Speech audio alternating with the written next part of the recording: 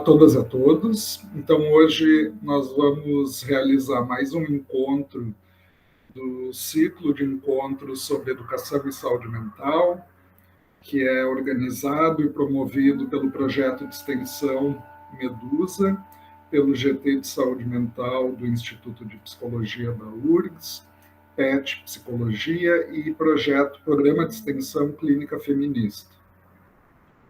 No dia de hoje, 30 de agosto, nós vamos abordar o tema do racismo e da saúde mental. E para isso, eu tenho a alegria hoje de contar com a participação da professora Luciana Rodrigues, que é professora adjunta do Departamento de Psicologia Social e Institucional da Universidade Federal do Rio Grande do Sul, é docente colaboradora do Programa de Pós-Graduação em Psicologia Social e Institucional, tutora do Núcleo de Psicologia da Residência Integrada Multiprofissional em Saúde Mental Coletiva, também da URGS. É psicóloga graduada pela Unisc, mãe, mestra e doutora em Psicologia Social e Institucional. Coordena o coletivo Bell Hooks, Psicologia e Políticas do Cuidado, e tem experiência nas áreas da saúde coletiva e assistência social e desenvolve atividades de pesquisa, ensino e extensão pautadas em uma ética feminista e antirracista. Atualmente, vem se dedicando à pesquisa de temas relacionados ao campo das políticas públicas, produção de subjetividade, cuidado e práticas antirracistas.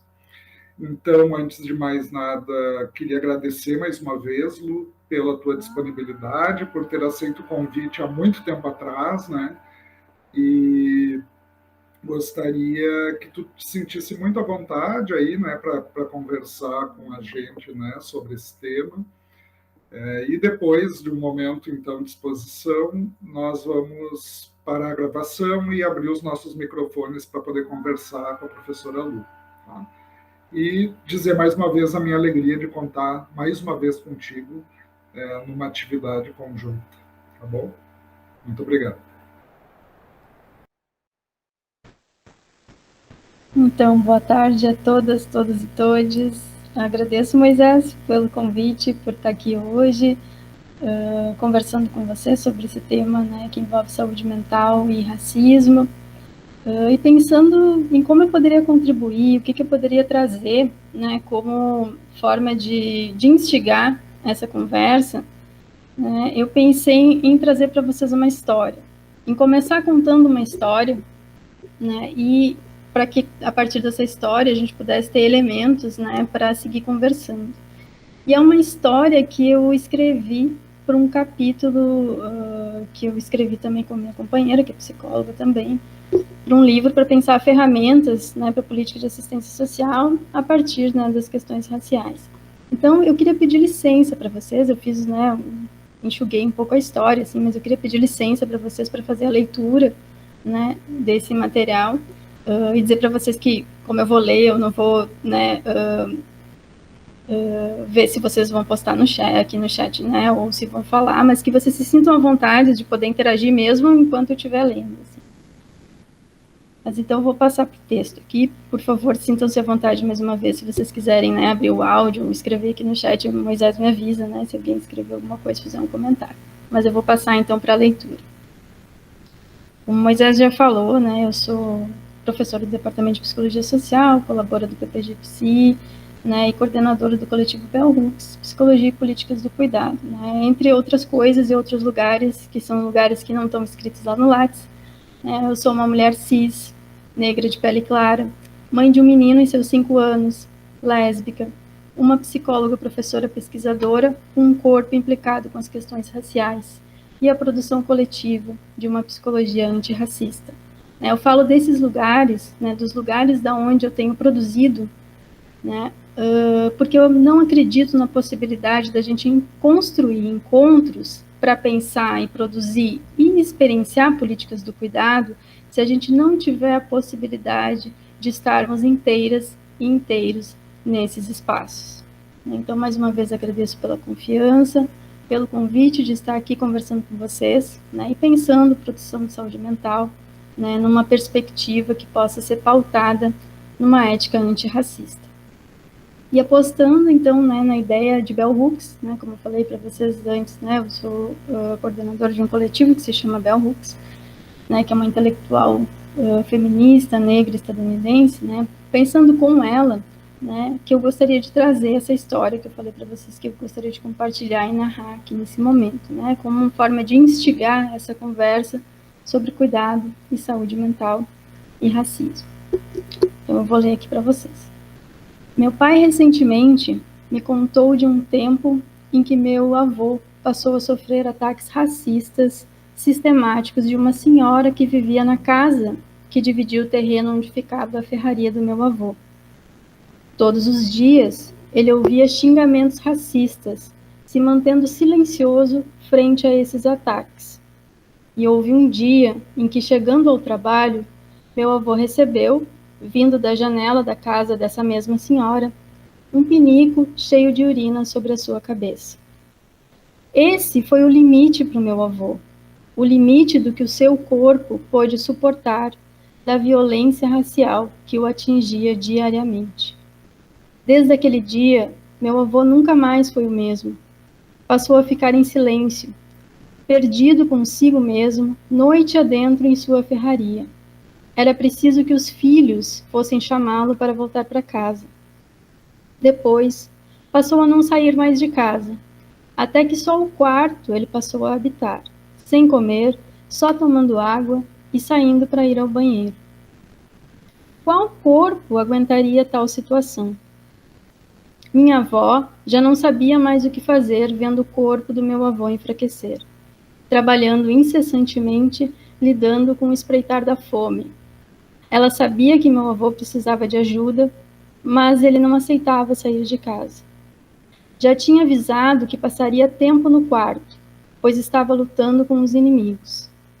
Dizia ser uma aprovação, pela qual ele precisava passar. Mal sabia ele que outros inimigos ainda estavam por vir. Minha avó pediu ajuda externa, e veio a polícia. O tiraram à força de casa, em frente aos filhos e filhas. O levaram preso por dias, com a desculpa de que precisava aguardar ser encaminhado ao Hospital Psiquiátrico de São Pedro, em Porto Alegre. Enquanto isso, filhos e filhas mais velhos levavam comida para ele naquele lugar de encarceramento. Essa trágica e assustadora e racista história levou meu avô a passar anos internado no São Pedro. Apesar de toda a violência, meu avô conseguiu fugir. Fugiu por 3 vezes e, na última, conseguiu voltar para casa, na cidade que ficava a 163 quilômetros de Porto Alegre. As crianças, naquele dia, brincando pela rua, avistaram o pai chegando ao longe. Um homem que apostou em sua própria vida, que resistiu pelo direito de existir, provando que ele sabia mais sobre a sua saúde do que quem supostamente lhe ofereceu grades como medidas de cuidado. Em resumo, ele venceu seus inimigos, mas não sem cicatrizes profundas, não sem aprender a conviver com a assombração dos fantasmas dos inimigos que o violentaram. Meu avô foi um sobrevivente. Eu escutei essa história como quem luta para acordar de um sonho ruim. Pensava na dor do meu avô, na sua luta, nas violências cotidianas, na violência de uma certa produção de saúde exercida entre grades, entre choques, com força policial. Será que meu avô teria sido arrancado de casa e levado à prisão se fosse um homem branco? Meu avô teria sido punido por ter sofrido racismo? Por não ter suportado a violência e ter adoecido por isso? Eu pensava nessas questões e na minha formação, herdeira de tudo isso, ainda que venha se movimentando para transformar esses cenários de um passado violento que, por vezes, se atualiza no presente. Heranças coloniais, não só da psicologia, que é meu campo de atuação, mas de uma universidade que foi fundada por um projeto moderno colonial. Portanto, um projeto que tem como base a produção de hierarquias raciais, e coloca como parâmetro a supremacia branca, com seus valores civilizatórios europeus, em contraponto a vidas consideradas como menos importantes, vidas chamadas de outros, que em nosso país dizem da população negra e dos povos indígenas. Fiquei pensando em como mudar o modo como produzimos conhecimento, intervenções, práticas, seja qual for a nossa formação, depende de uma mudança no modo como nos relacionamos no próprio percurso da formação. Uma mudança em relação às lógicas dos sistemas de dominação em curso na sociedade em que vivemos, ou seja, do sistema supremacista branco, patriarcal e capitalista, e que por isso também estão em jogo na universidade. Quantas e quantos estudantes foram e seguem sendo violentadas e violentados por práticas racistas no cotidiano da sala de aula e na forma como são atendidas e atendidos nos diferentes espaços da universidade? E se isso já era cotidiano na vida presencial, antes do coronavírus, como fica essa questão em meio a uma pandemia por Covid-19, onde são milhares de adoecimentos contabilizados todos os dias, seja pelo vírus, que nos deixa sem ar, seja pela angústia, pelo medo e pelo estresse, que é a sobrecarga de ter que gerenciar trabalho, estudo, família, filhos e filhas e casa, tudo literalmente no mesmo tempo e espaço. Quem de vocês encontra espaço para falar sobre isso em sala de aula, junto aos temas e conteúdos programados? Falar disso é algo necessário. É tecer uma política de cuidado que se sustenta nos encontros cotidianos. E isso exige de nós pensarmos enfrentamentos ao racismo.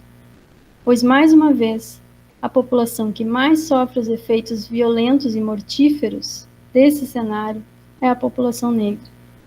Portanto, são também os estudantes negros e negras, indígenas e que ocupam as posições mais baixas na hierarquia de classe social que têm sofrido o peso dessas violências em seus corpos.